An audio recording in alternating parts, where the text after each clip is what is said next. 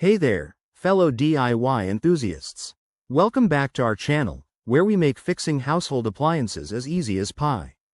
Today, we're diving into the world of Maytag washers and tackling the frustrating F7E4 error code that's been bugging users in 2025.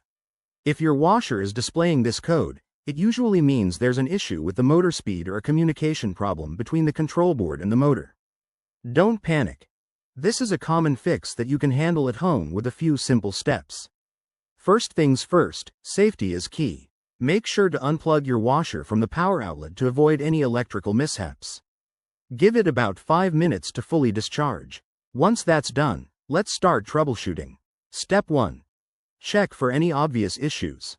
Open the washer door and inspect for any clothes or objects that might be jammed or unbalanced. If everything looks clear, move on to step 2. Reset the washer by pressing and holding the power button for 10 seconds, then plug it back in and run a test cycle. If the error persists, it's time for step 3. Inspect the wiring.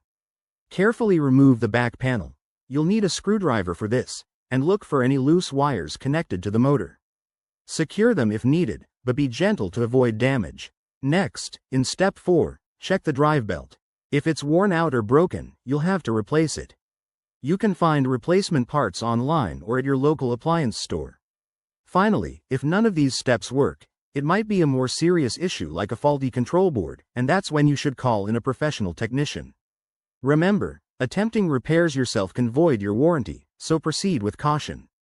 There you have it, a straightforward guide to banishing that F7E4 error for good. We've covered the basics in about 2 minutes, but if you run into any snags, leave a comment below, and we'll help you out. Thanks for watching, and don't forget to like and subscribe for more handy tips. See you next time.